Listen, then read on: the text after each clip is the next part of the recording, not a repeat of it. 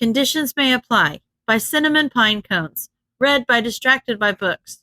Chapter 143, Family Dynamics. "Ah, good morning, Manuel," a tall, prim, and proper woman said kindly upon entering. It didn't take Izuku long to figure out who she was. Ida was her spitting image. This must be his mother. Her focus quickly shifted to Ida, but she did a double take when she saw Mike and Eraser. "Oh, Shota, Hizashi, it's been ages!" she exclaimed with genuine glee. Izuku could see the tension in the smiles they both showed her. Interesting. He knew they were both friends with the elder Ida-san. It made sense that Ida-san would know them, and he expected the social tension from Eraser, but not Mike. They didn't like her for some reason. Still, they let her catch up with them while she completely ignored her son. Ah, well, that answers that question. He'd only ever heard Ida talk about his brother, never his mother or father. Absent parents. Wonderful. At least he had his brother. Recent events were starting to make a lot more sense now. Ida never talked about friends before UA either. His brother must have been everything to him, a guardian, a mentor, a sibling, a friend, seemingly the only meaningful relationship he had. Of course he went and did something stupid like this. Izuku distantly remembered all the time he had spent staking out Block 8 after Eraser had almost been shot, and the mess he had ended up in after an ill-advised one-man mission he undertook without consulting anyone or asking for help in any way. He quickly stuffed that thought back into the depths of his mind. Ida was sitting in his bed again, absent-mindedly fiddling with the bed sheets while his mother talked to Mike and Eraser. Todoroki was intently studying the conversation between the three of them, and Manuel was standing awkwardly by the door. They made eye contact when Izuku looked over, so he sent a pointed look toward Ida and then back to Manuel. Izuku was on the opposite side of the room with the conversation going on between him and Ida, and he didn't think anyone would be very pleased with him getting up and going over there to relieve the tension in his shoulders. Given his track record, Todoroki was unlikely to look away from his current focus, and so that left Manuel as the only option to fix the situation without causing a scene. Thankfully, he got the message, sat down in the chair next to Ida's bed, and started chatting. Ida's son proceeded to talk to Mike and Eraser for another 15 minutes before they finally got her to pay attention to her son. Had she seen him last night? Did she really just come in here for the first time since her son nearly died and ignore him for just shy of 20 minutes? Some bitter part of Izuku's mind said, well, at least she cared enough to show up at all. But honestly, if he were in Ida's shoes, he would have preferred that she didn't. Izuku could imagine his mother walking in with an irritated expression on her face, one that she would hide from everyone else in the room. Whenever they weren't looking, she would glare at him for making her pay for more medical bills. She'd sit there holding his hand too tight and talk to Ida and Todoroki for just long enough to be considered polite, and then she'd leave without another word to Izuku himself. His friends would say how nice she was, and she'd scream at him when he got home. Despite being a nurse, she wouldn't help him take care of the wounds. He'd have to climb up the stairs past the broken elevator and taste blood in his mouth every day because she would be gone to wherever it was she went off to after she finished shouting at him. She wouldn't, kiddo. Mike's voice cut through the fog that had enveloped his mind. He blinked himself back into the present moment to see that Manuel had left and Ida-san had taken the seat next to Ida's bed. Eraser was talking to Todoroki about taking him home, and Mike was looking at him with unmasked concern. His eyes landed back on Ida for a moment.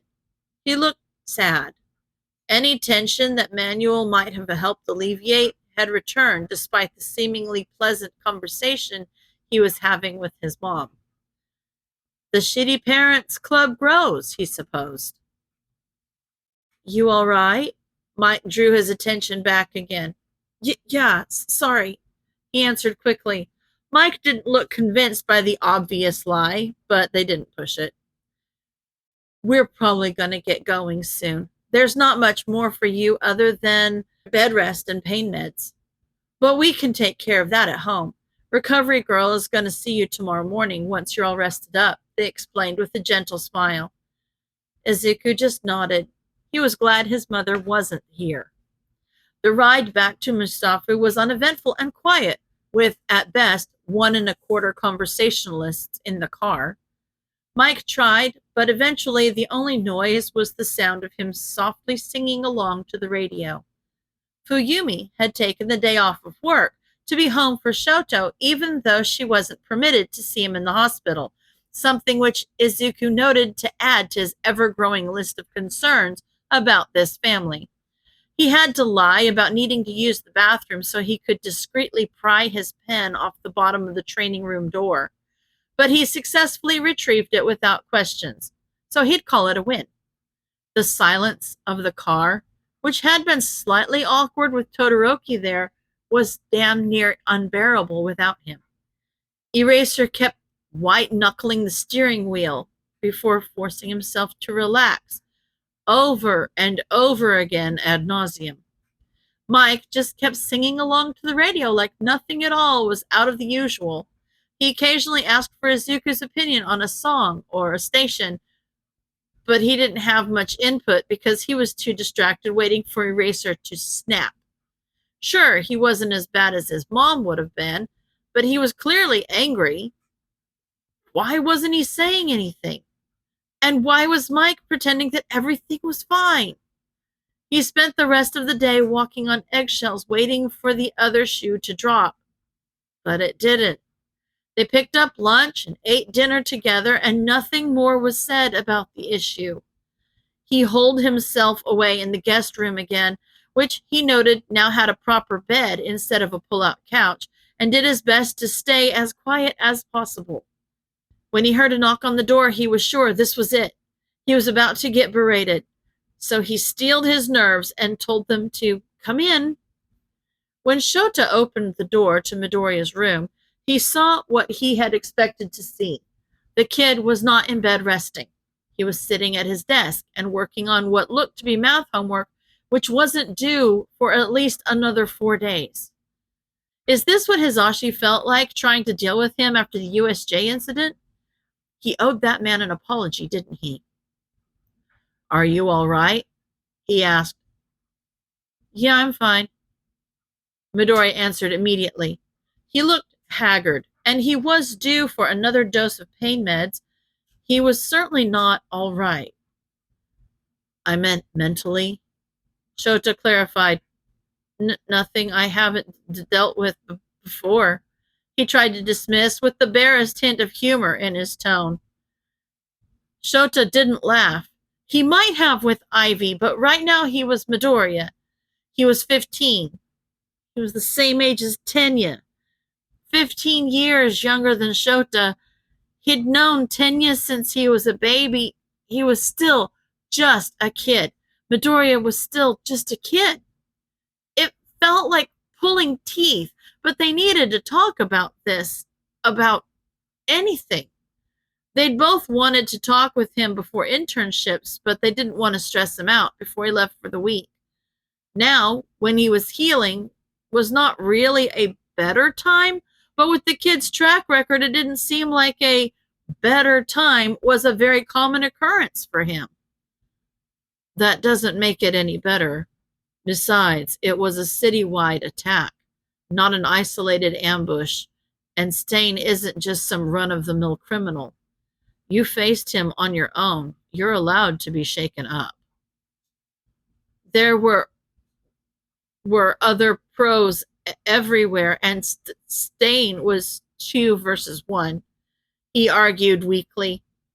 Todoroki said you were already fighting when he got there. I heard him coming.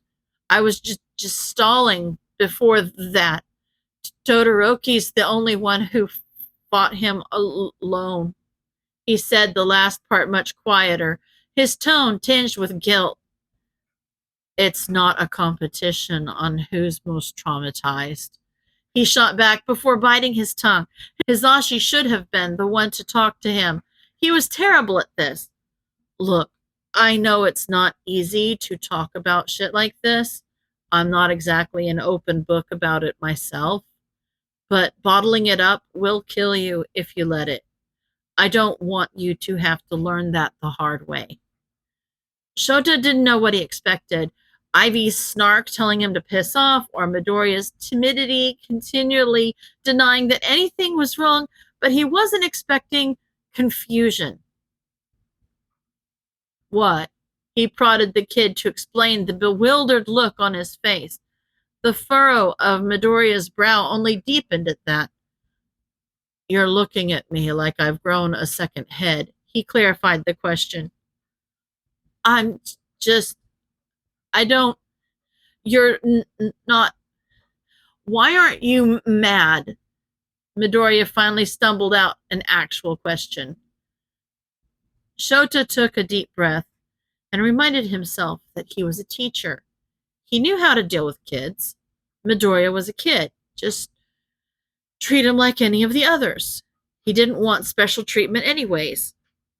I'm furious. But what the hell else were you supposed to do? If you hesitated a second longer to properly explain to your superiors what you were doing, then Tenya would be dead. I can be mad all I want, but this was the best outcome by far. I am not saying you have permission to pull a stunt like that again. Risks like that are going to kill you one day. But I meant what I said to the chief. Further threats aren't what you need right now. You can deny how rattled you are, but you have enough piled on your plate at the moment. You get one freebie. One. Test me on that, and you'll be wishing I had you running suicides. The confusion on Midoriya's face turned to anger for the briefest moment. It was so quick that Shota wasn't certain it had even been there at all. His expression settled on the same look of guilt it had been since he woke up, and Shota didn't know what to do about that. He knew that a punishment wouldn't help. It may alleviate the guilt a little bit, but the guilt wasn't the issue.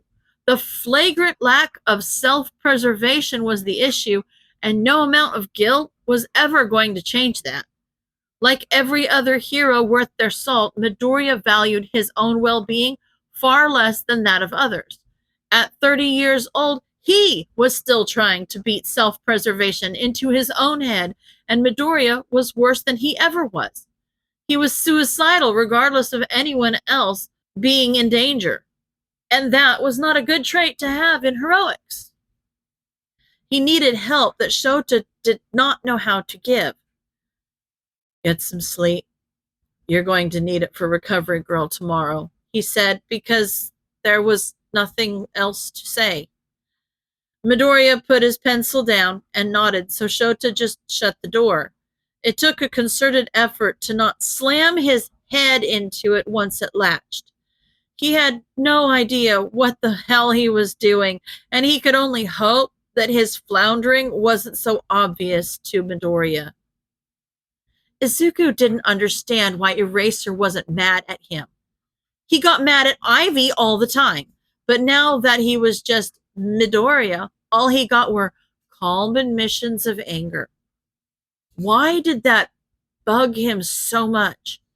He felt like he was being handled with little kid gloves, sure, but did he really want people to be angry with him? His mother would be angry with him. She would be furious. She might even throw things.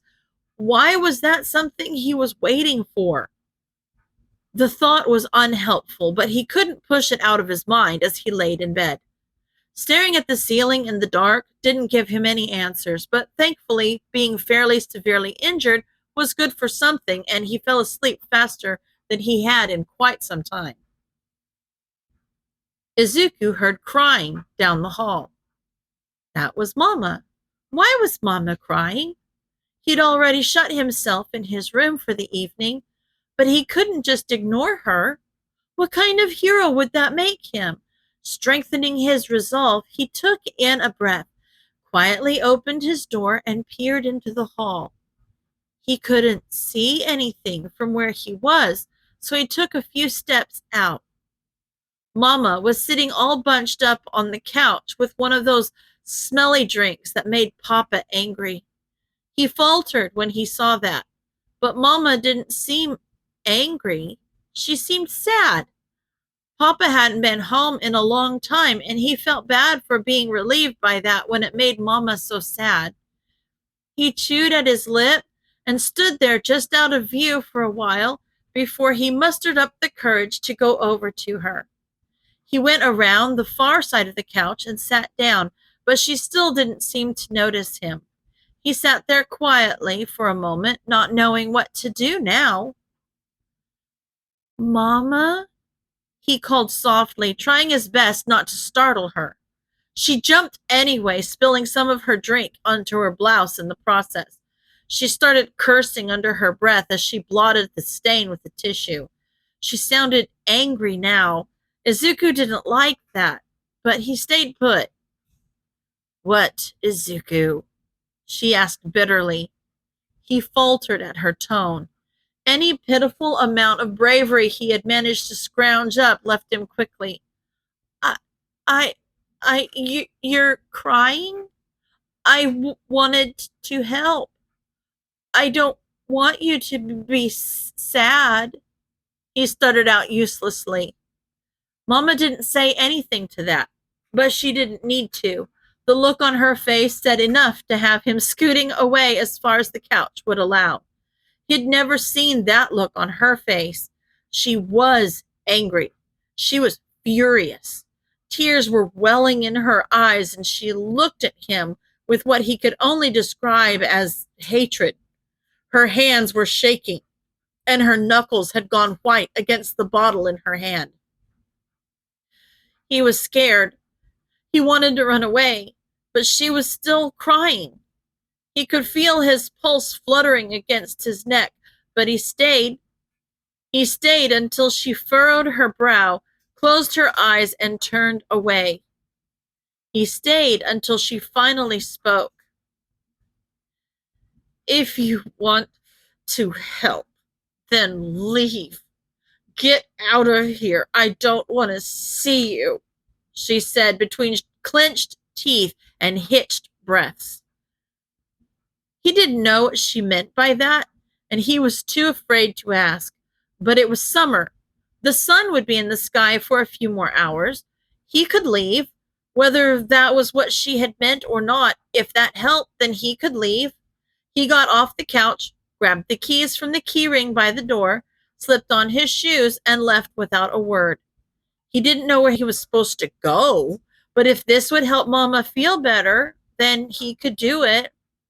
The summer heat was oppressive and muggy, and he walked around aimlessly. He followed random roads until he found himself at a beach. It wasn't a very nice beach. There was trash everywhere, but the sun over his shoulder shone on the water in a way that made it look like it was glittering. It was pretty. He stood there and watched it until there wasn't any more sunlight left to sparkle against the water. When he got home, Mama was asleep on the couch. She didn't look so sad anymore. That was good. He didn't want her to be sad. Going away seemed to have helped. That was good. If going away made Mama happy, then that was good. That was something he could do. He made his way back to his bedroom as quietly as he could. He shut his door, tucked himself into bed, and turned off the lamp he had left on earlier. He ignored the way his chest felt too tight, and he ignored the tears that ran down his face. He ignored the fact that not even Mama wanted him around anymore, and he went to sleep. Izuku woke up with tears dried on his cheeks. He sighed and scratched at the itchy salt that had stuck to his skin as he checked the time. 5:08 a.m. He didn't have to be up for another hour and a half, but he sat up anyway. He didn't remember what he had dreamt about, but he didn't care to risk revisiting it. He'd gotten a solid 8 hours of sleep, and that was more than enough. He threw the covers off of himself and slung his legs over the side of the bed. His throat was dry. He needed water. Mike and Eraser wouldn't be up for another hour. He could probably go get some water without disturbing anyone. He sat there for a moment before making a decision. He grabbed his empty water bottle and pulled the door open as quietly as he could. He couldn't hear anything beyond the threshold, so he cautiously made his way to the kitchen. His water bottle was too big to fit in the bathroom sink, and the shower would have been too loud. So, the sink in the kitchen was his only option if he wanted to fill his bottle more than a quarter of the way full before it started spilling out into the bathroom sink. He kept his ear perked and his eyes trained in front of him, careful not to kick any of the little cat toys with bells that he'd seen laying around. Navigating around the kitchen in the light of the microwave's clock and the first rays of sunlight that didn't make it far past the living room was difficult, but eventually he found the sink. He managed to fill up the bottle without fanfare and followed the same procedures on the way back to the guest room that he had used when he walked to the kitchen. Success! He shut the door behind himself quietly and went to go curl up in the bed again, but he stopped in his tracks. There was a fluffy mass curled up on his pillow, and the achingly familiar sight made him feel like his heart was being wrenched from his chest. His bottle fell to the floor with a loud crash, and he hardly even had time to curse his own fumbling hands before he heard footsteps shuffling quickly down the hall. They came to a stop outside his door, and he heard Eraser call to him from the other side. "Midoriya." Sorry, I'm sorry. I dropped my... It was an accident," he stuttered out. Eraser opened the door halfway through his non-sentence. He looked at him, then down to the water bottle on the floor, then back up to him before his shoulders dropped. "No, it's fine. Sorry. I'm a bit jumpy. Not used to someone else in the house," he explained, his voice deeper than normal. It was rough with sleep. He had woken him up. "The cat, scared me. Wasn't there when I left to fill my bottle. I'm sorry I woke you up," he said, gesturing to the mass of fluff, who hadn't moved past glancing up to see what the racket was about. Kimchi. Yeah, she's a creature of habit, I guess. She usually slept on my desk, which was the one that was right there," he explained. "Oh, damn it. It wasn't enough to take their office. He had to take the cat's favorite napping place, too, didn't he?" He bit down another apology because he had seen the way everyone's features scrunched up the more he did it. They were getting tired of him. Eraser eyed him critically, and he saw the way his brow furrowed slightly and a frown tugged at his lips when he realized what the real issue was. "Do you want me to take her? She'd prefer our room, but we usually don't let them in there because Bastard likes to try and suffocate us while we sleep," he said with a joking tone in an attempt to lighten the mood. No, she can stay. It's..." His words caught too much on his lie, and he had to take a breath before he tried again. "It's fine."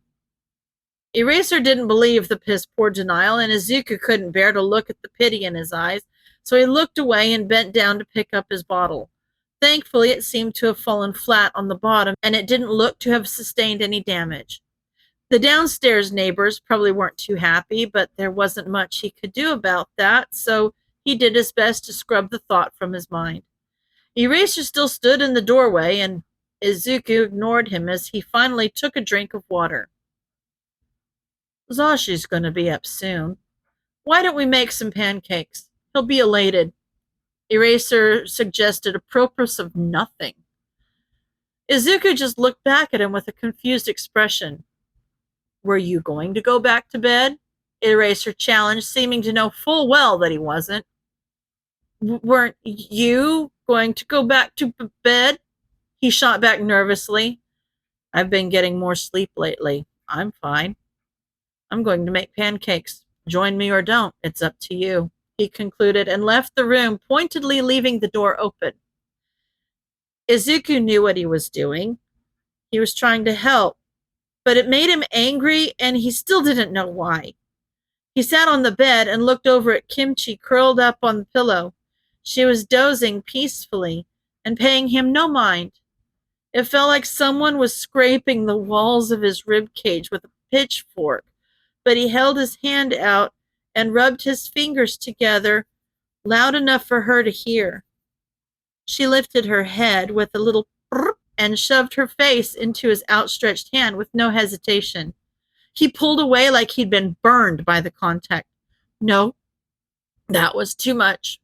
He got to his feet quickly and walked out toward the kitchen where Eraser was gathering ingredients. He glanced up from his task briefly as Izuku took a seat at the counter, but didn't say anything until he appeared to have gotten out all the required supplies. You ever made pancakes? He asked. No, he admitted. Want to learn? Sure. Generally, you'd follow a recipe, but a friend of ours taught us this one in high school, and we've made it so many times that I just remember it by now. They're American style, fluffy as a cloud, he explained, putting the last bit in air quotes. You start with the dry ingredients, 2 cups of flour, half a cup of sugar, 4 teaspoons of baking powder, a 1/4 teaspoon of baking soda, and a couple pinches of salt. Izuku watched as Eraser measured everything out and poured it into the big metal bowl between them. You want to mix that up for me? He asked, handing Izuku a whisk. Izuku took the whisk and started his task without responding verbally. He mixed it thoroughly, making sure to scrape off the bottom while Eraser fetched another smaller bowl. You mix the wet ingredients separately. I'm sure there's a reason why, but I don't know it, he said with a shrug as he started putting away the dry ingredients. Izuku made sure to note where everything went. 1 egg, 1/4 cup of butter, 2 teaspoons of vanilla extract, and 1.5 to 2 cups of milk. We'll add a bit more if the batter's too thick later, he continued as he added ingredients to the second bowl. When he was done, he pushed it over to Izuku and took the first bowl that he'd been mixing. He got the memo and started mixing the ingredients in the smaller bowl as well. After a few seconds, Eraser gestured for him to hand over the bowl and whisk. Now we combine them slowly. You pour in a little of the wet ingredients, then bury that under the dry stuff, and just keep doing that until it's mixed up. But you don't want to overmix it because then it won't rise right. That's probably why you mix the wet ingredients separate. He mused aloud. It's okay if there's a few clumps, he said after he finished mixing everything. Doesn't look like we need to add more milk. He nodded his head, gesturing for Izuku to come over to the kitchen side of the counter. So he scrambled out of his seat quickly, though he regretted that when he felt the stitches on his chest pull a bit. He walked the rest of the way at a more reasonable pace. You ever used a gas stove or just that hot plate? Eraser asked as he set a frying pan onto one of the front burners. I've used a gas stove, he confirmed. All right, you put the heat pretty low, like 3 or 4, and let some butter melt in the pan so the batter doesn't stick, he said as he waited for the pan to heat up. Most people probably measure this properly, but I just eyeball it, he added as he scooped a ladleful onto the pan. They watched it sizzle until it bubbled. It's probably good to flip when you see the bubbles. He flipped the pancake over with a spatula. Gotta use a plastic spatula on coated pans like this or it'll scratch it up, he commented as they waited for the other side to cook. Izuku took in all the information silently until Eraser lifted his head up quickly as if he just remembered something. Supposed to add toppings before you flip it. Guess this one's going to be plain. he explained as he grabbed something from a cabinet and a couple containers of berries from the fridge.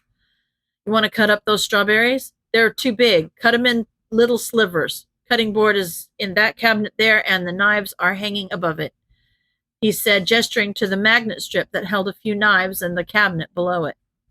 He fumbled around the cabinet until he found a collection of cutting boards, and he picked the smallest one. He didn't really know what the different types of knives were used for in cooking, but he grabbed the smallest non-serrated one.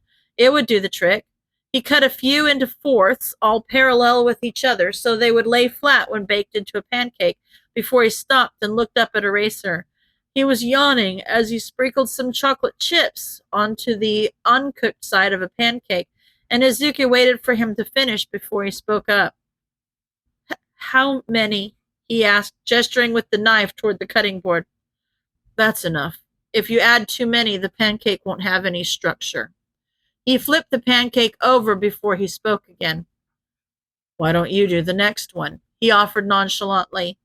A familiar spike of anxiety drove itself through his chest, and he did his best to squash it down and remind himself that it was just a damn pancake. There was only so much he could screw up. Okay. Eraser waited a little while before he took the pancake off the pan and stacked it on the top of the first one he had made on a plate to the far side of the stove. Once he was done, he stepped out of the way and nodded his head over to where he had been standing, wordlessly instructing Izuku to take his place. The first one went without a hitch.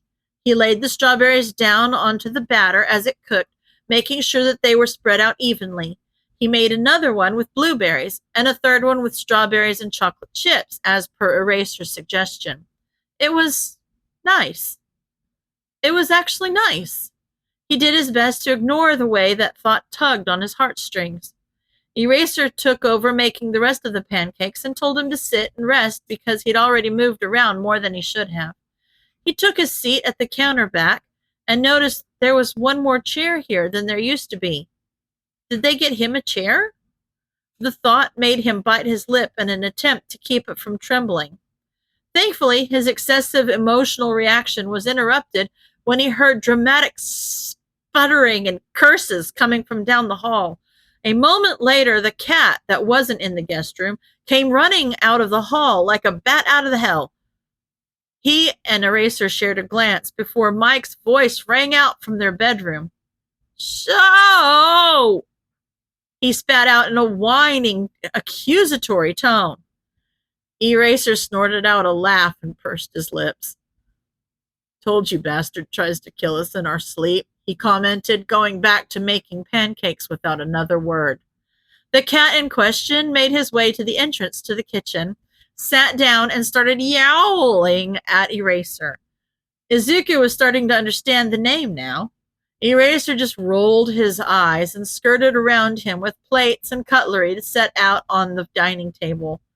Mike walked out into the common area as Eraser was setting the plates on the table.